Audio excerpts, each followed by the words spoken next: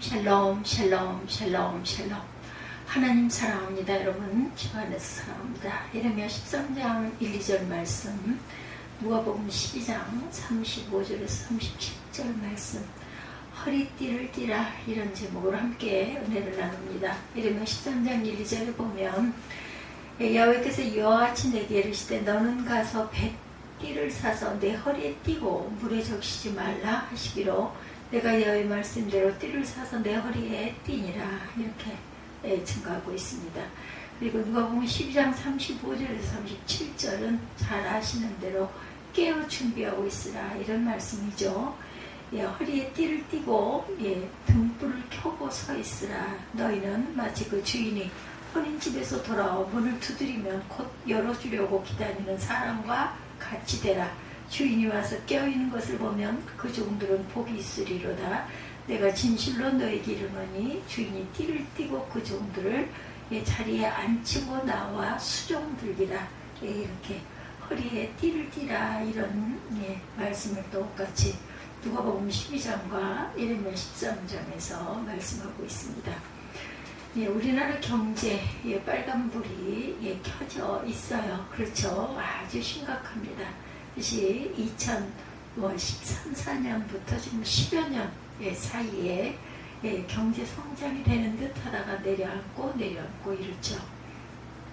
신문에서는 삼성전자도 허리띠를 졸라매다라는 기사, 현대 기아차, 이런 차들도 마찬가지입니다. 허리띠를 졸라매고 비용 절감이니 허리띠를 졸라매고 에너지 절약이니 이런 기사들이 나기도 하죠. 실적 감소, 허리띠 졸라매기라는 말을 흔히 듣게 됩니다. 허리띠를 졸라매다라는 말은 검소한 생활을 하다 마음먹은 일을 이루려는 새로운 결의와 단단한 각오로 일에 임하다 배고픔을 참다라는 뜻을 가지고 있습니다. 허리를 졸라맨다는 것, 몸가짐을 새롭게 하고 마음의 다짐을 새롭게 하는 것을 또한 의미하죠. 허리띠랑 바지 같은 것이 흘러내리지 않게 하기 위해서, 아니면 치마를 입었을 때도 허리 부분에 둘러매는 띠를 말합니다. 각종 예쁜 그런 디자인을 해가지고 여성들은 허리에 띠를 그런 식으로 살짝, 아니면 강하게, 아주 가늘게, 아니면 두껍게 이런 허리띠를 하기도 하고, 남자분들은 거의 바지에 허리띠를 끼워서 쓰고 있죠. 어느 목사님은 설교하기 전에 맨 먼저 하는 일이 허리띠를 졸라매는 일이라고 합니다. 역도 선수는 가죽 허리띠를 허리를 든든히 하고 엮기를 준비를 하죠. 부인들이 한복을 주로 입을 때, 일할 때 먼저 허리에 허리끈 맵니다. 띠가 아니라 허리끈들을 대개는 동여 매고 허리를 든든하게 해서 또 옷이 흘러내리지 않게 하기 위해서 허리띠를 하기도 하죠. 에베소서 6장 14절에 그런즉 서서 진리로 너희 허리띠를 띠고 의의 호신병을 붙이려라고 증가하고 있어요. 당시 의복이란 발목까지 내려오는 긴 옷을 말합니다. 전투를 위해서는 먼저 옷을 매야 되죠. 의복을 매는 띠는 진리다, 이렇게 얘기를 하고 있죠. 예나 지금이나 미래나 변치 않는 진리가 온몸을 든든히 지탱해야 세상에서 악과의 전투에서 승리할 수가 있다는 것이죠. 이사야 11장 5절에 공의로 그의 허리띠를 삼으며 성실로 그의 몸에 띠를 삼으라, 이렇게 말씀합니다. 든든하게 변치 않는 공의로 허리띠를 하고 주님께서 오시죠. 또 메시아는 공의로 허리띠를 띠고 오십니다. 허리띠를 띠고 오시는 공의의 주님이시죠. 메시아가 오실 때는 공의의 허리띠를 띠고 오실 것이다. 누가복음 12장, 주의 재림을 예비하라는 권면의 말씀이 있어요. 주의 재림을 준비하는 제자들에게 두 가지 명령을 하셨는데, 첫째는 허리에 띠를 띠라. 팔레스타인 지역에 옷은 길고 통이 넓어서 여행하고 활동하기 위해서는 허리띠를 꼭 띠어야 합니다. 일을 잘할 수 있는 자세를 갖추고 있으라는 의미죠. 둘째는 등불을 켜라고 말하고 있죠. 해가 없이 어두운 동안에 활동할 수 있는 준비를 하라는 뜻이기도 합니다. 어느 때 예수께서 재림하셔도 맞아들일 만반의 준비 태세를 갖추어야 한다. 허리띠는 메시아의 재림을 준비하고 기다리는 일에 중요한 그러한 그 차림입니다. 이르면 13장에서 말씀하시는 것처럼 썩은 띠를 두르지 말고 야훼 말씀의 띠를 사서 띠고 견고하게 주의 재림을 준비하는 자가 저와 여러분들이 되셔야 되겠죠? 주님의 오심을 잘 준비해서 흔들리지 않는 든든한 제사장의 나라가 제사장의 여러분들이 되시기를 주님의 이름으로 축복합니다. 우리 모두가 허리를 단단히 띠고 묶고 띠로 묶고 새롭게 하나님의 나라를 향해 도약하는 그리스도인들이 다 되시기 바랍니다. 허리에 띠를 띠는 것이 무슨 뜻이라고요? 무엇을 한다는 것이에요? 오늘 말씀을 통해서 허리에 띠를 띠는 의미를 또한 깨닫고 허리에 단단히 띠를 띠고 사는 저와 여러분들이 되시기 바랍니다. 첫째, 주인을 기다리는 사람, 허리에 띠를 띠고 있습니다. 누가복음 12장 36절에 너희는 마치 그 주인이 혼인집에서 돌아와 문을 두드리면 곧 열어주려고 기다리는 사람과 같이 되라고 말씀하고 있어요. 허리에 띠를 띠고 그 주인을 기다려라. 허리에 띠를 띠어야 하는 것은 주인을 기다려야 하기 때문이다. 주인은 언제 오실지 몰라요. 그러므로 주인을 기다리려면 항상 허리띠를 단단히 묶고 긴장해야겠다. 성경 많은 곳에 주인이 기다리는 자로 묘사되어 있죠. 탕자의 비유에는 아버지가 오랜 방탕 생활 끝에 다시 집으로 돌아오는 아들을 기다리는 자로 묘사되고 있고, 10처녀의 비유에는 기름을 준비하지 못한 5처녀가 주인에게 주여 열어주소서라고 애원합니다. 주인은 기다리는 자였어요. 오래전에 그 사막의 수도원에 갔을 때 아주 재미있는 경험들을 많이 했죠. 수도원 입구에 자그마한 문이 있는데 매일 문에 나와 문을 지키는 문지기 수도사는 나이가 80이 넘은 수도사였어요. 왜 젊은 수도사를 시키지 않고 연세 많은 수도사가 문을 지키느냐 이렇게 물어보았더니, 그때 그분은 젊은 수도사가 문에 나와 외부 세계를 접하면 수도 생활에 방해가 되기 때문에 늙은 수도사가 문을 지킨다 이렇게 말합니다. 늙은 수도사는 매일 수도원을 방문하는 사람들을 기다립니다. 늙은 수도사가 문을 지키고 기다리는 것은 의미가 있고 아주 보기에도 좋습니다. 성경이 가르치고 있는 진리가 그렇죠. 기다리는 것은 그 자체로 귀한 의미를 가지고 있습니다. 본문의 주인을 기다리는 사람은 종이죠. 종이 주인을 기다리는 사람이다. 유대인의 혼인잔치는 언제 끝날지 모르게 한밤에 종이 주인을 기다리는 것이 일반적이라고 그러네요.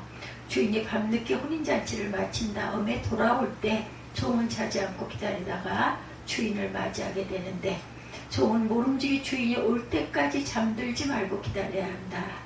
옛날 사대부나 고관들이 외출을 귀가할 때 주인이 돌아올 때까지 종은 잠들지 못합니다.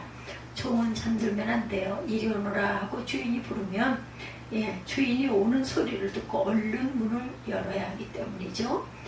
더 착하고 신실한 종은 주인의 발자국 소리, 말발굽 소리를 듣고 자기 주인이 돌아오는 것을 알고 문을 열고 맞이하는 종들이었다고 그러네요. 주인이란 말은 헬라어로 퀴리오스라고 하죠. 신앙의 그 주로서의 예수님을 부를 때 사용되는 단어이기도 합니다. 예수님뿐만 아니라 일반적 의미로도 사용이 되죠. 언제 오실지 알 수는 없어도 반드시 오실 예수님을 기다리며 늘 깨어있는 삶을 살 것을 강조한 내용의 말씀입니다. 마음이 느슨해져서 주인이 와도 모르고 깊이 잠들어 있는 종이 있다면 그 종은 종의 자격이 없어요. 자격이 없는 이유는 허리에 띠를 단단히 묶지 않고 있기 때문이다. 허리띠를 단단히 띠지 않고 긴장감 없이 사는 것은 결코 종의 자세가 아니죠. 마태복음 24장에는 종말 현상을 기록하고 있고 25장에는 종말에 대한 비유가 기록되어 있습니다. 종말에 대한 비유에는 10처녀의 비유, 여러분 잘 아시죠? 주인이 오는 시간은 아무도 모릅니다. 그러기에 주인이 올 때까지 불이 꺼지지 않게 기름을 충분히 준비해야 한다. 주인이 올 때까지 잠들지 말아야 하는데 10처녀가 다 졸며 잘세 이렇게 증가하고 있습니다. 어떤 학자는 기름을 충분히 준비한 5처녀는 졸았고 준비하지 못한 5처녀는 잤다라고 하지만 그런 뜻은 아니라는 거죠. 졸고 잤다는 것은 주인을 기다리는 것이 힘들다는 거예요. 예, 그러나 잠이 들더라도 기름을 준비하고 언제든 주인이 오시면 깰 준비가 되어 있어야 한다는 것. 달란트 비유에는 오랜 후에 그 종들이 주인이 돌아와 그들에게 결산할세 이렇게 증가하죠. 주인이 다시 올 때 기다리며 열심히 주인의 뜻에 따라 일해야 되고, 그런데 주인 돌아올 날까지 까마득하게 잊어버리고 놀고 있으면 종의 자격이 없죠. 주인은 반드시 오신다는 것. 우리 주님은 하늘로 가신 본 그대로 오시리라고 한 말씀처럼 반드시 그렇게 속히 오실 것입니다. 그런데 과학적으로 종말이 눈앞에 와 있는 것 같죠. 많은 징조들이 성경이 기록된 대로 보여지고 있는 이러한 시대를 우리가 가고 있습니다. 여러 가지 현상을 보면 흔히 말하는 종말적 현상, 말세라고 할 징조들이 너무나 많이 감지가 되죠. 운명의 날 시계라는 것이 있어요. 돔스데이 클럽이라고 합니다. 돔스데이 클럽. 네, 운명의 날, 돔스데이 클럽. 운명의 날은 과연 언제 오실지 아무도 알 수가 없다. 핵물리학자들의 핵의 위협이 얼마나 지구의 멸망에 지대한 영향을 미치는가를 점한 것이 바로 돔스데이 클락입니다. 1947년 자정을 지구의 멸망 7분 전으로 정해서 2012년까지 20번이나 시간을 조정했다고 합니다. 현재는 지구의 운명의 날 시계가 종말 5분 전이다 이렇게 말한다고 그러죠. 과학자들도 지구의 종말이 얼마 남지 않았다라고 말합니다. 어느 목사님이 또 다른 우주 과학으로 종말을 이렇게 설교하기도 했다고 그러는데, 우주에는 지구나 화성과 같은 행성이 있고 태양과 같은 항성이 약 1000억 개 이상 있다. 행성과 항성이 모여 만든 은하가 우주에 1000억 개가 있다. 은하 하나에는 행성과 항성이 수천억 개가 있다. 우주를 생각하면 머리가 어지럽다. 그런데 그 목사님은 1000억 개의 행성이 있는데 이 행성들이 구원받은 자들에게 주시는 선물이다 이렇게 설교하셨다고 하네요. 창조 이후로 지금까지 구원받은 자의 수가 약 700억 명인데 이제 300여 명만 더 차면 예수님이 재림하시고 지구의 종말이 된다 이렇게 말씀을 하셨다고 그래요. 그렇게 생각하면 300억 개를 더 채우려면 1000년 이상 걸릴 것 같은데 지구가 과연 1000년 이상을 아무 문제 없이 잘 갈 수 있을지 알 수가 없죠. 그리고 구원받은 자들이 별 하나씩을 차지하고 그 별의 왕노릇을 한다 이렇게 얘기했다고 그래요. 천국에 가서 하나님과 구원받은 자들과 함께 사는 것이 의미가 있고, 성경이 가르치는 천국의 삶인데 구원받은 다음에 혼자 별에 가서 살면 무슨 재미가 있을까. 또 그 큰 별이 나 혼자 살면서 왕이 되면 부하도 백성도 없는 왕 노릇이 무슨 의미가 있을까. 아무튼 예수님의 재림과 지구의 종말은 모든 사람들에게 신비한 일이고 사랑 설레가 굉장히 많습니다. 우리 주님은 언젠가 반드시 오실 것이고 주님의 다시 오심이 그리 멀지 않았지만 어느 때라는 것을 정확하게 아는 사람은 아버지밖에 안 계시다 그러죠. 주님도 마태복음 24장 36절에 그날과 그때는 아무도 모르나니 하늘의 천사도 아들도 모르고 오직 아버지만 아시느니라 이렇게 증거하고 있습니다. 분명히 오시지만 언제 오실지 아무도 모른다. 시한부 종말론자들은 예수님이 오시는 날을 발표했다가 많은 혼란을 야기하고 웃음거리가 되었어요. 천국과 종말에 대한 지나친 주관적 해석이나 신비적 해석은 금물입니다. 하나님만이 하시는 일을 우리가 알 필요도 없고 알려고 할 이유도 없다. 지구의 종말적 현상은 핵전쟁이 위협에도 도덕의 타락을 봐도 알 수가 있다. 흔히 사람들은 요즘 사람들의 사는 해괴한 모습을 보며 말세다 이렇게 얘기합니다. 이런 삶의 모습이 종말적 현상이다. 또한 기후변화를 봐도 그렇죠. 세계 곳곳에서 화산이 터지고 지진이 일어나고 쓰나미가 발생하고 태풍이 거세지고 한발이 끊이지 않는 것을 봐도 지구가 끝인가 라는 생각을 하게 된다는 거죠. 고린도전서 16장 22절에 만일 누구든지 주를 사랑하지 아니하면 저주를 받을지어다. 우리 주여 오시옵소서 이렇게 증거되어 있습니다. 주여 오시옵소서라는 마라나타 우리 찬양했죠. 마라나타는 초대교회의 소망이었어요. 예, 초대교회 성도들은 주님이 다시 오시기만을 이렇게 고대하고 기대합니다. 마라나타를 샬롬 대신 인사말로 사용했다고 하는데 얼마나 예수님의 재림을 사모하면 간절히 기다렸으면 마라나타 이렇게 인사를 했을까요? 우리도 허리띠를 단단히 동여매고 주님의 재림을 기다리는 저와 여러분들이 되셔야 할 줄 믿습니다. 둘째, 잠들지 말고 깨어있는 사람이 되어야겠다. 누가복음 12장 37절에 주인이 와서 깨어있는 것을 보면 그 종들은 복이 있으리로다. 내가 진실로 너에게 이르노니 주인이 띠를 띠고 그 종들을 자리에 앉히고 나와 수종들이라 이렇게 말씀하고 있습니다. 종은 잠들지 말고 깨어 있어야 한다. 깨어있는 종에게 주인이 수종될 것이다. 종이 주인을 수종드는 것이 아니라 주인이 종을 수종한다 이렇게 얘기하죠.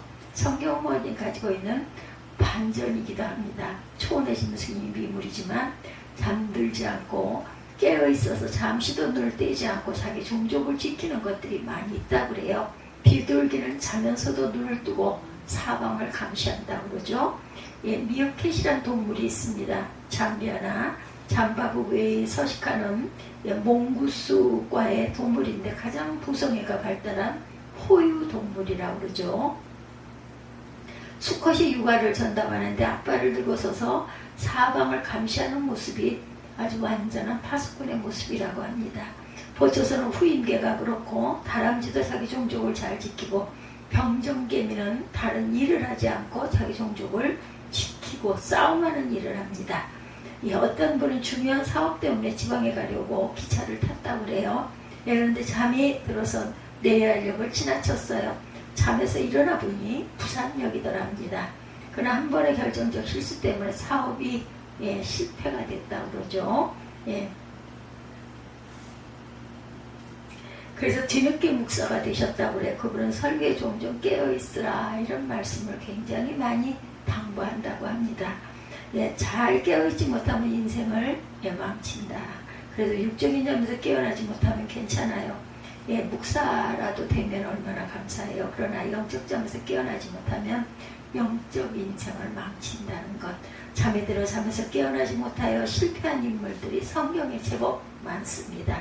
사사기 4장에도 사사 드보라 시대에 가나안 왕 야빈이 이스라엘을 쳐들어오죠. 야빈 왕이 장수 시스라는 이스라엘을 치러 왔다가 오히려 군대가 진멸돼 도망을 하다가 어느 집에 들어갑니다. 그 집에서 밥을 얻어먹고 식곤증으로 깊이 잠이 들어서 아멜이라는 그 집의 부인이 잠잘 때 말뚝을 관전놀이에 박아 죽게 되죠. 그리고 잘하는 힘센 삼손 들릴라라는 여인을 만나 자신의 힘이 어디에서 오는지를 다 알려줍니다. 삼손은 잠을 자다가 머리털이 밀리고 힘이 떨어져서 결국 종말이 죽게 되죠. 선지자 요나는 하나님께서 니느웨로 가라고 하시는데 다시스로 가는 배를 타고 배 밑에서 깊이 잠이 들었어요. 자신 때문에 바다에 큰 물결이 일어났는데 그는 잠을 자다 제비에 뽑혀 바다에 던져지게 되죠. 예수님의 세 제자는 겟세마네에서 기도하시는 예수님을 따라갔지만 시험에 들지 않게 깨어있어 기도하라는 말씀을 잊고 그만 깊이 잠에 들고 맙니다. 제자 중 베드로는 잠결에 일어나 보니 예수님을 잡는 자들이 와 있어요. 그는 칼을 빼어 말고라는 대제사장의 종의 귀를 치죠. 예수님은 칼을 든 베드로를 책망하십니다. 누구나 잠들면 이런 실수를 하게 될 것이다. 오늘의 본문에 깨어있는 것을 강조하죠. 깨어있으면 아주 중요한 일입니다. 주인이 혼인잔치에 다녀올 때까지 종이 잠들지 않고 깨어있어야 하는 것은 지극히 당연한 일입니다. 종은 지극히 당연한 일을 했지만 주인은 만족하고 주인으로부터 종은 보은의 대접을 받아요. 주인이 띠를 띠고 종을 대접하는 이런 인생 역전이 어디 있겠는가. 어떤 교회에 어떤 행사를 할 때 많은 목사님들이 앞치마를 두르고 배식을 하고 커피를 대접할 때 아무것도 아닌데 대접을 받는 성도들은 너무나 감사하고 기뻐했다고 그러죠. 목사님들이 대접하는 것이 무슨 그리 큰 일이 아니지만 그렇게 즐거워하는데 하물며 주님이 우리를 대접한다면 얼마나 큰 즐거움과 영광이겠습니까? 종이 깨어있어야 할 이유는 분명하죠. 주인이 올 시간을 알지 못하기 때문이다. 주인이 올 시간을 알고 있다면 자다가 시간을 맞춰서 일어나면 될 것인데 주인은 다시 올 시간을 알려주질 않았어요. 아무도 그 시간을 알지 못합니다. 마가복음 13장 35절에 그러므로 깨어있으라. 집주인이 언제 오는지, 혹 저물 때일지 밤중일지 다볼 때일지 새벽일지는 너희가 알지 못하니라 이렇게 증거합니다. 성경 여러 곳에 도둑같이 오시리라고 말씀하죠. 도둑은 예고 없이, 예고하고 온다면 도둑이 아니겠죠. 로마서 13장 11절에 또한 너희가 이 시기를 알거니와 자다가 깰 때가 벌써 되었으니 이는 이제 우리의 구원이 처음 믿음 때보다 가까웠습니다. 이렇게 말씀해요. 자다가 깰 때가 되었습니다. 우리의 구원이 가까웠어요. 예수님이 다시 오실 시간이 그리 많이 남지 않았다라는 것입니다. 이 성경 말씀은 만유에 깊이 빠져 살던 아우구스티누스를 잠에서 깨운 말씀이죠. 아우구스티누스뿐만 아니라 우리를 깨우는 말씀이기도 합니다. 정말 옛날 옷을 벗어버리고 그리스도로 옷 입어야 할 때다. 그리스도로 옷 입는 것이 어떻게 해요? 옷을 잘 입기 위해서는 허리띠를 단단히 묶어야 한다. 우리가 식당에서 하는 말을 외국인들은 참 재미있어 한다고 그래요. 네가 한턱 쏴라는 말을 합니다. 턱을 쏘면 즉사하게 될 것이다 이렇게 얘기를 한다고 그러네요. 식당에 들어가면 손님 받아라 이렇게 얘기하죠. 처음 듣는 외국인은 손님을 던지라 이렇게 생각을 한다고 합니다. 식당에서 밥을 먹다가 나 오늘 엄청 애 먹었다 이런 얘기 많이 하죠. 애를 잡아먹어 라고 생각을 한다고 합니다. 그리고 밥을 다 먹고 나면 식탁을 훔쳐라. 이 식탁들이 다 도둑질한 건가? 라고 생각을 한다고 그래요. 밥 먹고 나오면서 날씨 좋으면 날이 깨어있다. 날이 개었다. 날이 언제 잠들었나 한답니다. 날도 잠들지 말아야 되죠. 좋아야 합니다. 항상 깨어있어야 깨어서 살아야 한다는 거. 그래야만 평안한 삶을 살 수 있다는 거. 누가복음 21장 36절에 이러므로 너희는 장차 올 이 모든 일을 능히 피하고 인자 앞에 서도록 항상 기도하며 깨어있으라. 항상 기도하며 잠들지 말아라. 기름도 충분히 준비하지 않고 잠드는 어리석은 처녀들이 돼서는 안 되겠다. 나사에 그래버리는 내가 잘지라도 마음은 깨어있다. 신성이 깨어있음 안에서 하나님의 모습을 본다라고 했다고 그래요. 우리의 마음과 영혼이 이렇게 잠들지 말아야 한다. 우리가 살아있을 때 주님이 오신다면 죽음을 보지 않고 하나님의 나라에 갈 것입니다. 주님이 오시는 그날을 기다리며 잠들지 말고 깨어있는 저와 여러분 되십시다. 우리가 잘 아는 복음성가 가운데 좋은 찬양 많지요. 그 중에 그날이 도둑같이 이룰 줄 너희는 모르느냐. 늘 깨어있으라. 잠들지 말아라. 주님과 동행하라. 잠들지 말고 동행하면서 주님의 오심을 기다리는 마라나타의 성도들이 되시기 바랍니다. 정신의학자 칼 융은 깨어나려면 안을 보라. 밖을 보는 자는 꿈을 꾸고 안을 보는 자는 깨어있다 이렇게 말했다고 그래요.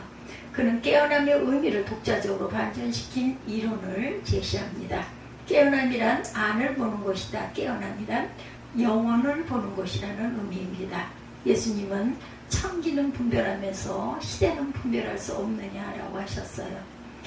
그래서 항상 교회가 시류에 따라 성경을 버리죠. 아무리 봐도 성경이 말하고 있는 종말적 현상인 것 같죠. 오늘 미국 장로교회에서는 동성결혼 허락 후에 비로소 교회가 교회답게 할 일을 했다. 이렇게 축제를 벌였다고 합니다. 이사야 5장 27절에 그 중에 곰핍하여 넘어지는 자도 있을 것이며 조는 자나 자는 자도 없을 것이며 그들의 허리띠는 풀리지 아니하며 그들이 들매끈은 끊어지지 아니한다. 이사야 5장 27절 그 중에 곰핍하여 넘어지는 자도 없을 것이며 조는 자나 자는 자도 없을 것이며 그들의 허리띠는 풀리지 아니하며 그들의 들매끈은 끊어지지 아니하며 이렇게 강조하죠. 허리띠를 풀지 말고 거룩한 긴장감을 가지고 사십시다. 우리 모두가 다시 허리띠를 단단히 솔로 매고 다시 오실 주님을 기다리며 영원히 잠들지 않고 깨어있는 거룩한 저와 여러분들이 되시기를 주님의 이름으로 축복합니다. 오늘 이 아침 이제 연휴가 끝이 났죠. 어제로 끝이 났습니다. 아주 긴 연휴 기간 어떤 그 단체에서는 토, 일, 월, 화, 수 이렇게 5일을 쉬는 곳들도 꽤 있었습니다. 가장 여러 가지 그 명절 중에서 추석처럼 풍성한 그런 절기가 없는 것 같아요. 오히려 설보다도 가을이고 이렇게 곡식을 거두는 그런 추수의 때이기에 더 그런 것 같습니다. 이제 다시 깨어서 허리띠를 준비하고 종이 주인을 기다리는 그런 자세처럼 함께 깨어서 허리띠를 곱게 단단하게 매는 저와 여러분들이 되시기를 주님의 이름으로 축복합니다. 에레미야 13장 1, 2절, 누가복음 12장 35절에 37절, 허리띠를 띠라, 이런 제목으로 함께 오늘 은혜를 받았습니다. 오늘도 주 안에서 새롭게 일어나시고 승리하시는 저와 여러분이 되시기를 주님의 이름으로 축복합니다.